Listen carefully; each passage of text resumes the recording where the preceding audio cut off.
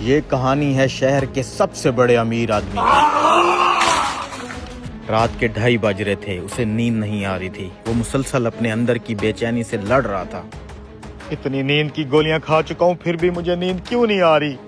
پیسہ، دولت، شہرت، سب کچھ تو ہے میرے پاس، پھر بھی یہ اندر کی بے چینی کیوں کھائے جا رہی ہے مجھے؟ رحمان! صاحب جی اتنی رات ہو گئی، آپ ابھی تک سوئے نہیں؟ 10 نیند کی گولیاں کھا چکا ہوں، پھر بھی نیند نہیں آ رہی مجھے۔ تم ایسا کرو، گاڑی نکالو۔ صاحب جی اتنی رات کو کہاں جائیں؟ اچھا صاحب جی ابھی نکلواتا ہوں۔ جلدی سے گیٹ کھولو، صاحب نے جانا ہے کہیں۔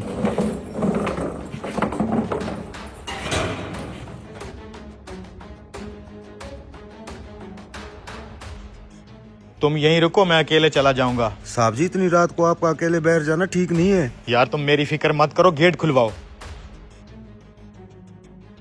نہ کسی منزل کا پتہ ہے اور نہ ہی کسی راستے کا۔ یہ امیر آدمی اپنے پینٹ ہاؤس سے نکل پڑتا ہے، انجان راستوں سے گزرتے ہوئے بس یہی سوچتا ہے کہ کہیں تو اسے سکون ملے گا، اور پھر اس کی نظر مسجد کے اندر جل رہے ایک دیے پہ پڑتی ہے۔ رات کے 2:30 بجے یہ مسجد کے اندر دیا کس نے جلایا ہوگا؟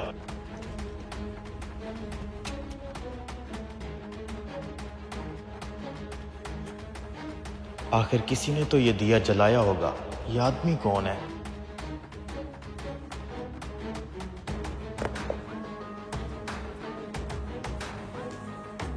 رات کے اس وقت تم مسجد میں دیا جلا کے اکیلے بیٹھے ہو، کیا ہوا بھائی؟ کیا پریشانی ہے؟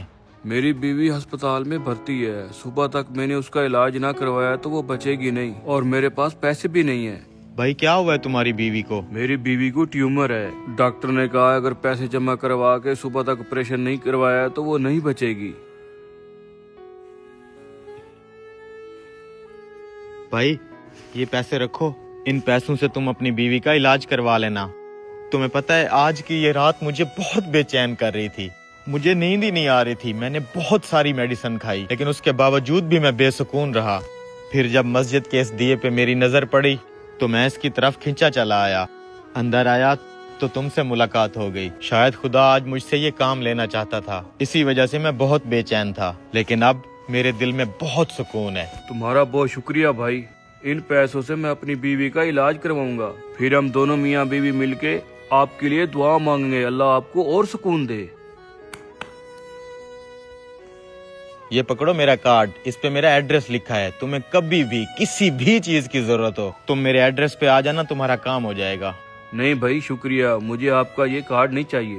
کیوں بھائی کیوں نہیں چاہیے؟ میں تو تمہاری مدد کے لیے کہہ رہا تھا۔ تمہارے پاس کسی اور بڑے آدمی کا ایڈریس ہے کیا؟ میرے پاس اس کا ایڈریس ہے جس نے رات کے اس وقت 2:30 بجے گھنے اندھیرے میں تمہیں اپنے محل سے نکال کے یہاں میرے پاس بھیج دیا ہے۔